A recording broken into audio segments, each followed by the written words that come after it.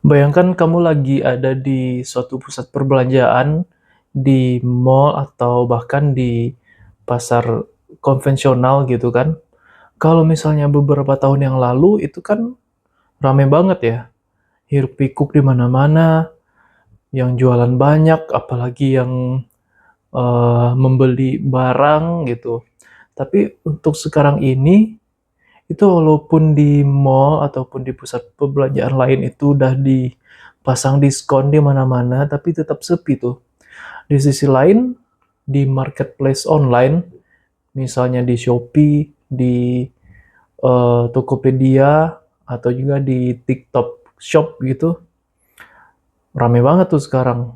Hampir tiap hari itu ada ratusan penjual baru yang mendaftarkan tokonya di platform online tersebut. Sekarang juga ada flash sale di mana-mana, program gratis ongkir, diskon apalagi, itu banyak banget tuh. Banyak muncul, UMKM-UMKM baru yang datangnya itu atau masuknya itu dari pasar online gitu.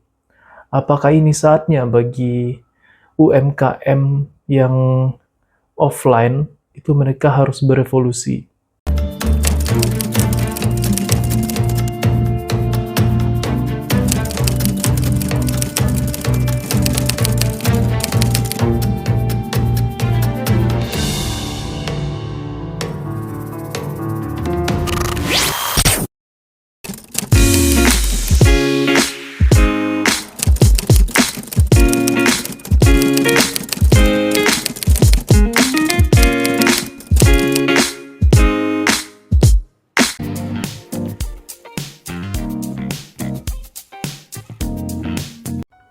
Hai, saya Rindang. Inilah Paper Talks. Di channel ini kita akan membahas tentang berbagai macam karya tulis, apakah itu tesis, jurnal, skripsi, atau paper lainnya yang kami rasa punya dampak positif jika diterapkan dalam kehidupan kita sehari-hari, baik itu dari segi ekonomi, sosial, maupun kebudayaan.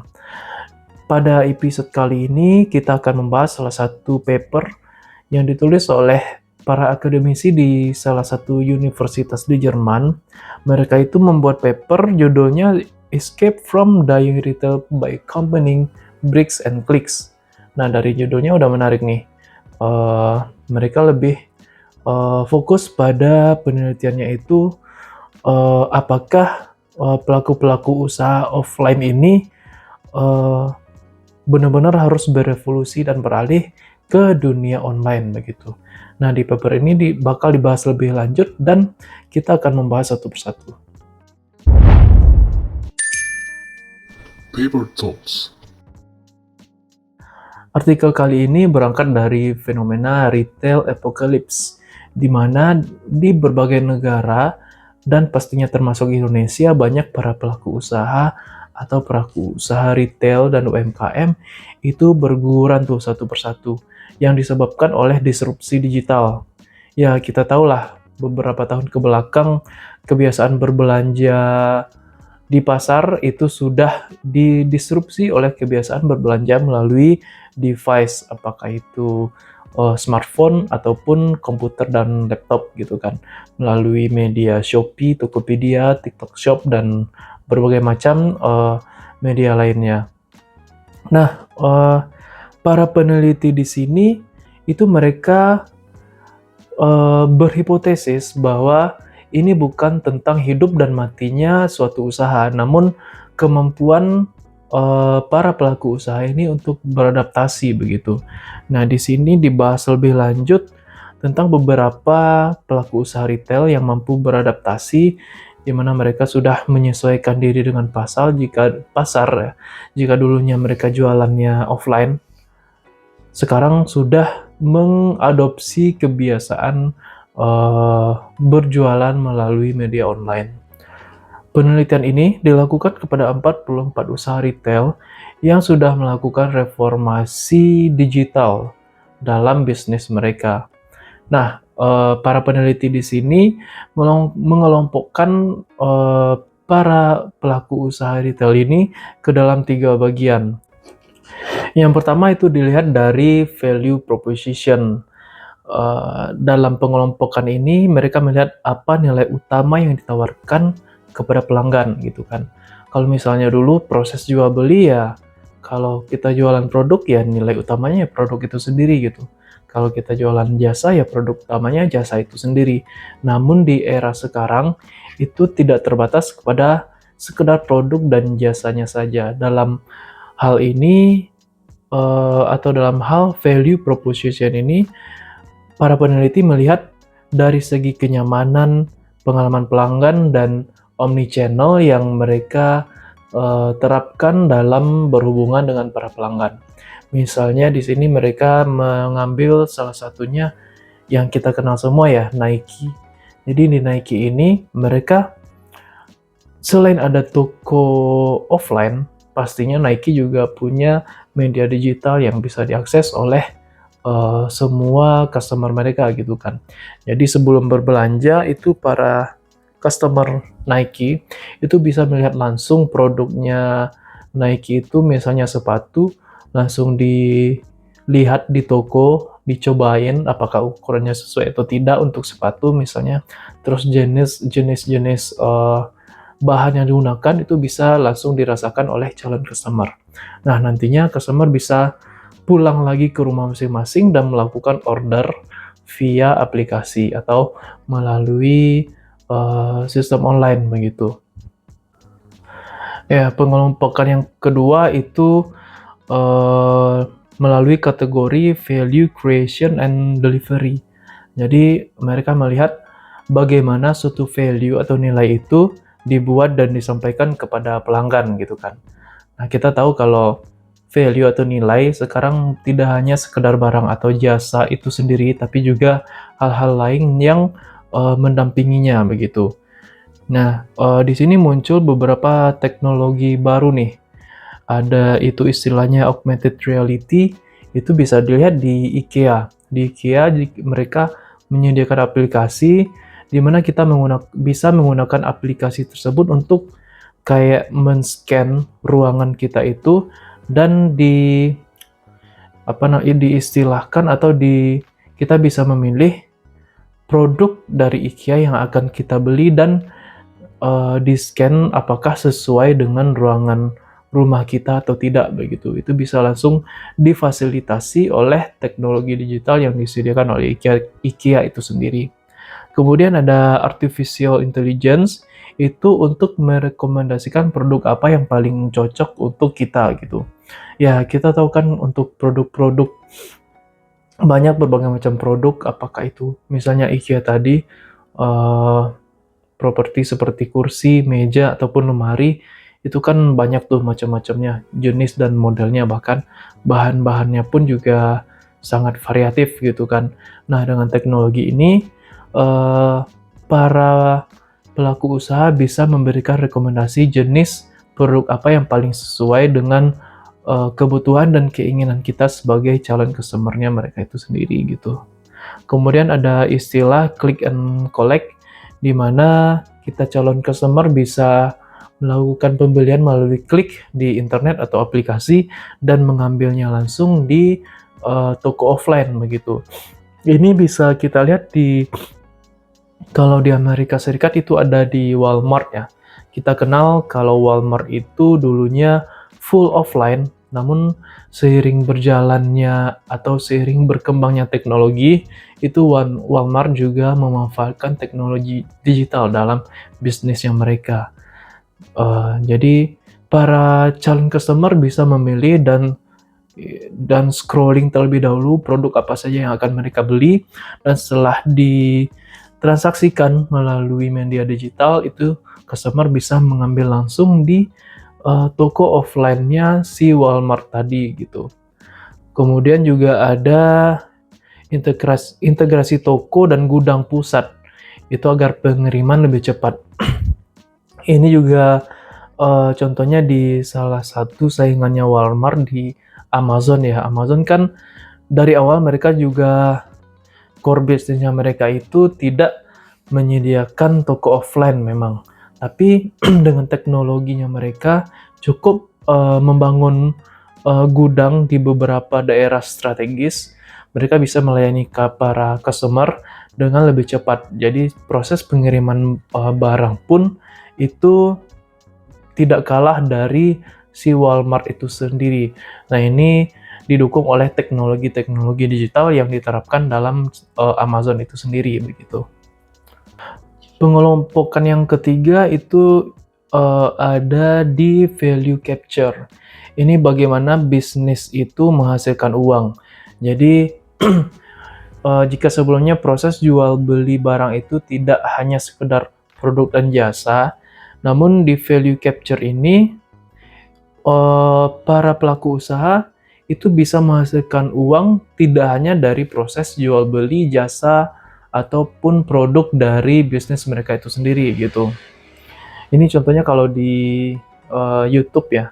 Sekarang juga sudah ada YouTube berbayar di mana para subscribers itu tidak hanya bisa menonton dari channel YouTube yang mereka subscribe sepuasnya atau bebas menonton video apapun dari channel yang sudah mereka subscribe, namun beberapa video-video tertentu hanya bisa diakses melalui member gitu. Jadi setiap bulannya si subscribers tadi membayar nominal tertentu agar bisa melihat video-video pilihan yang diupload oleh para YouTuber atau beberapa channel tadi dengan video yang eksklusif gitu. Itu contohnya untuk di YouTube gitu kan. Kalau misalnya di perusahaan retail itu sendiri, itu ada kolaborasi antara B2B. Jadi perusahaan retail ataupun suatu perusahaan produksi yang bekerja sama dengan perusahaan jual beli misalnya. Misalnya itu di Adidas. Adidas itu bekerja sama dengan beberapa toko official mereka. Jadi Adidas bisa menjual produknya mereka itu melalui toko-toko yang sudah bekerja sama secara resmi dengan si Adidas itu sendiri. Jadi proses distribusi produk dan penyebaran produk itu bisa berjalan lebih efisien dan efektif dengan kerjasama B2B tadi gitu. Paper ini juga membagi pendekatan bricks and clicks menjadi dua hal. Yang pertama itu showrooming, di mana para customer atau calon pelanggan itu hanya datang ke toko untuk melihat-lihat gitu. Namun pada akhirnya untuk bertransaksi atau closing, mereka tetap melakukan via online setelah balik ke rumah atau melalui smartphone ataupun laptop dan komputer mereka masing-masing. Jadi penyediaan toko fisik di sini hanya untuk memuaskan keinginan pengalaman berbelanja si calon customer tadi gitu. Apakah itu pengalaman berbelanja offline yang bisa merasakan atau melihat langsung produk secara fisik, ataupun melihat kesesuaian apakah produk itu cocok mereka pakai atau tidak begitu. Namun ujung-ujungnya tetap melakukan transaksi final secara online. Jadi di sini toko fisik hanya berfungsi untuk memberikan kepuasan dalam hal customer experience atau pengalaman belanja si calon customer tadi begitu. Ujung-ujungnya mereka tetap harus mengandalkan toko fisik atau digital karena memang kebiasaan berbelanja sudah berubah sekarang ini. Ini mungkin bisa dipelajari oleh toko-toko yang di Indonesia ya misalnya. Jika dulu mereka jualan di mall ataupun di pasar-pasar konvensional, mereka mengandalkan toko-toko fisik ataupun offline untuk jual beli. Sekarang mungkin bisa menerapkan sistem tadi, showrooming gitu. Jadi toko fisik yang mereka punya itu sebagai showroom hanya untuk memajang dan memberikan kepuasan customer experience kepada para pelanggan ataupun calon customer. Namun mereka tetap harus mengadopsi digitalisasi bisnis karena sekarang ya kita ketahui kebiasaan belanja sudah berubah gitu, semuanya serba online. Jadi bisa tuh diadopsi ataupun dicontoh oleh bisnis-bisnis yang mulai redup di pasar-pasar konvensional yang ada di daerah kita masing-masing gitu. Bisa juga kalau misalnya teman-teman dulunya juga sudah punya toko fisik ataupun ruko lah ya. Jika beberapa tahun ke belakang itu tokonya sudah mulai sepi, itu bisa dimanfaatkan juga tuh bikin uh, online store melalui Shopee ataupun di TikTok Shop ya, atau pun di Tokopedia. Jadi tokonya teman-teman bisa dilakukan sebagai tempat untuk showrooming dan penjualan pun bisa dilakukan via online begitu. Untuk beberapa bisnis ataupun beberapa UMKM sendiri itu saya lihat juga sudah banyak menerapkan hal ini begitu. Bahkan di mall-mall tertentu itu para penjual tersebut selain melayani customer secara offline yang langsung datang ke toko mereka, mereka juga standby untuk live di toko online yang sudah mereka bikin masing-masing gitu. Jadi aset-aset mereka itu dalam bentuk aset fisik toko misalnya, atau sudah terlanjur disewa bertahun-tahun, itu tidak sia-sia begitu. Asetnya juga bisa tetap dimanfaatkan untuk mendorong produktivitas penjualan begitu.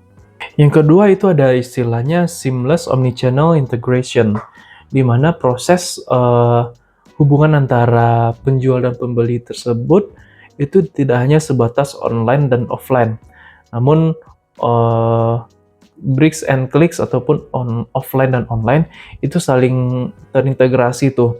Misalnya pelanggan scrolling di media sosial ataupun di online store kita itu melihat ada salah satu produk yang cocok, para pelanggan ataupun calon customer tersebut bisa datang langsung ke toko, melihat-lihat, jika memang sudah tertarik langsung closing, bayar pakai QR, itu balik ke digital lagi dan baru terjadi transaksi begitu.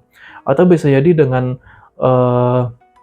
hubungan pelanggan yang baik misalnya gitu ya. Jika awalnya customer tertarik dengan salah satu produk yang kita iklankan secara online ataupun yang kita upload di media sosial oleh para pelaku UMKM, itu mereka datang langsung ke toko, ternyata di toko tidak langsung closing tuh.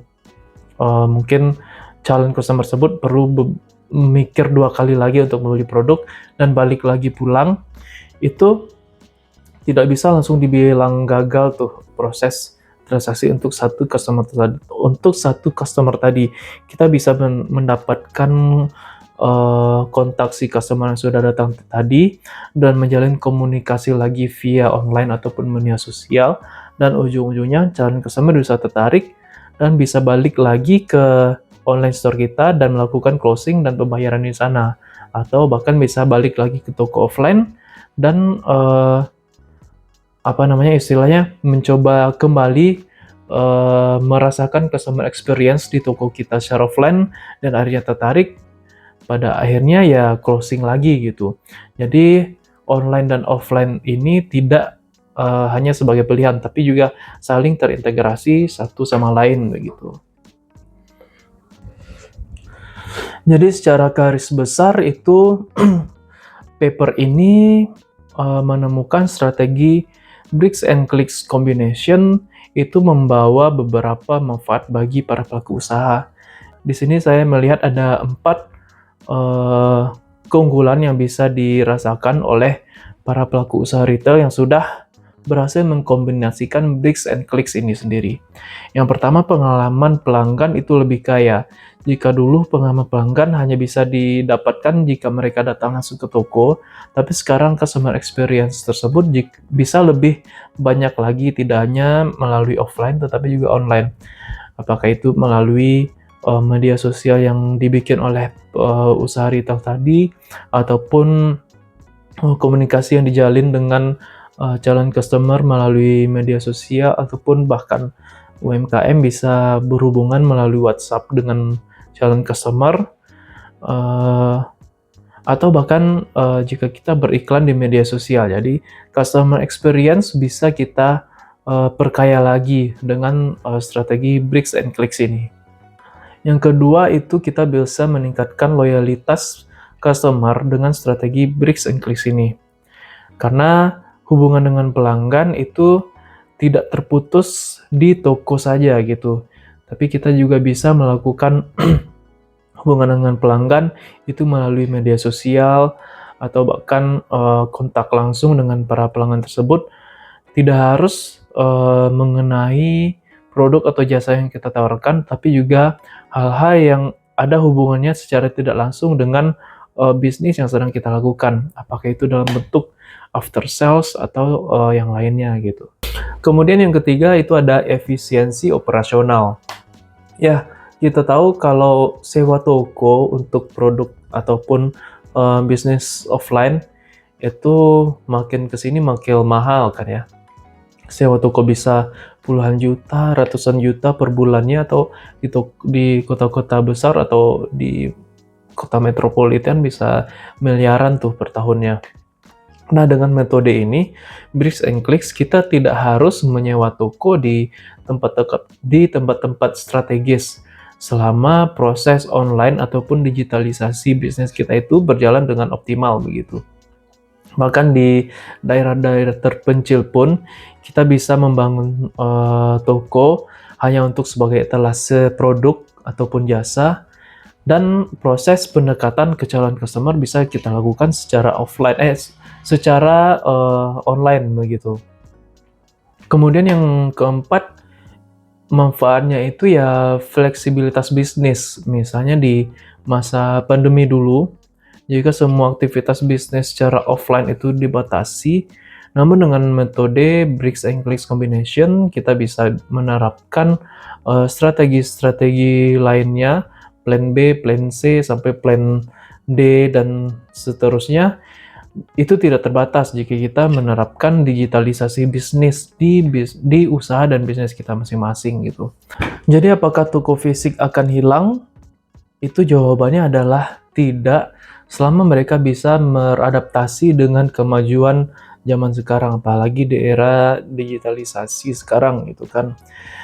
Jadi kalau ada teman-teman punya toko ataupun punya kenalan yang dulunya punya toko offline dan sekarang sudah sepi atau bahkan sudah mati begitu, ya bisa dimanfaatkan kembali atau dihidupkan kembali dengan strategi Bricks and Clicks ini gitu. Atau bahkan kita bisa membangun bisnis baru yang ada di kota-kota terpencil atau di pinggir kota, itu juga sudah bisa membangun bisnis dengan menerapkan metode Bricks and Clicks ini. Kita juga bisa bersaing dengan bisnis-bisnis yang sudah duluan mapan gitu. Jadi kesempatan bersaing untuk para pelaku usaha pemula atau UMKM baru itu sangat terbuka di era digitalisasi bisnis ini. Nah, kuncinya ya para pelaku usaha harus bisa mengintegrasikan istilahnya Bricks and Clicks. Jadi mengintegrasikan potensi-potensi offline seperti toko fisik, produk ataupun jasa yang kita miliki itu dalam bentuk offline misalnya, itu kita integrasikan dengan clicks atau dunia online gitu. Bisa jadi online melalui pemasaran, marketing, hubungan dengan pelanggan, after sales service, segala macam. Jadi jika kita berhasil mengintegrasikan Bricks and Clicks ini, kita bisa bersaing dengan perusahaan-perusahaan yang sudah duluan mapan dan bahkan bisa melampaui mereka begitu. Ya, kita lihat saja dalam skala besar persaingan antara Walmart dengan Amazon gitu kan. Walmart kan sudah puluhan tahun tuh berdiri di Amerika Serikat. Nah, dengan memanfaatkan kemajuan teknologi, Amazon sebagai pemain baru bahkan bisa menyalip Walmart dalam proses market share begitu. Nah, walaupun dengan aset yang jauh lebih kecil, market share si Amazon itu jauh lebih besar dengan pemanfaatan teknologi pengiriman online, digitalisasi bisnis yang mereka integrasikan dengan toko fisik ataupun gudang yang dalam tanda kutip offline gitu kan. Ya, mau tidak mau, produk itu tetap butuh tempat toko ataupun gudang yang besar untuk melakukan penyimpanan gitu kan. Jadi secara otomatis Amazon ini walaupun mereka menganggap bahwa mereka itu adalah uh, full online business, tapi sisi bricks ataupun offline itu tetap harus mereka integrasikan untuk menghadapi persaingan dengan si Walmart tadi. Ya, kita lihat buktinya sekarang Amazon sudah punya market share yang jauh lebih besar dibandingkan Walmart begitu. Namun di sisi lain Walmart ya, jika mereka dulu sudah menguasai pasar dengan aset toko di mana-mana, di setiap negara bagian ada ratusan Walmart dan mudah ditemui di mana-mana kalau di Amerika Serikat ya. Namun mereka dengan kemajuan IT ataupun information teknologi dan digitalisasi bisnis, walaupun langkah awalnya mereka itu juga sudah tertinggal dari Amazon, namun Walmart ini juga mengadopsi dan beradaptasi dengan kemajuan teknologi ini sendiri begitu. Nah, mungkin persaingan antara Walmart dan Amazon ini nanti kita bisa bahas lebih lanjut melalui episode dan pembahasan tentang tesis ataupun paper yang membahas tentang Walmart dan Amazon ini gitu ya. Ya, intinya sebagai pemilik usaha atau bisnis ataupun calon pemilik usaha atau bisnis atau bahkan yang lagi mempunyai business plan atau masih merencanakan untuk membangun bisnis, itu sekarang tidak tertutup persaingannya gitu. Jadi persaingan tetap terbuka, peluang selalu tetap ada selama kita bisa mengkombinasikan bricks and clicks atau bricks and clicks combination di sini. Kalau kalian lagi tertarik tentang bisnis, digitalisasi bisnis, proses perubahan bisnis, revolusi bisnis, ataupun kalian yang lagi punya usaha dan merasa persaingan lebih berat atau semakin berat, ini jurnal ini sangat cocok dan harus dibaca untuk membuka wawasan kita biar ada inovasi-inovasi baru dalam bisnis yang sedang kita bangun begitu. Nah, nanti saya sertakan link website yang memuat tentang tulisan dari para peneliti di universitas di Jerman ini. Terima kasih sudah menyimak dan mengikuti Paper Talks episode kali ini. Jangan lupa komen, like, and subscribe, dan juga bantu share ke teman-teman kalian karena setiap tulisan punya cerita dan setiap cerita layak untuk disuarakan. Paper Talks.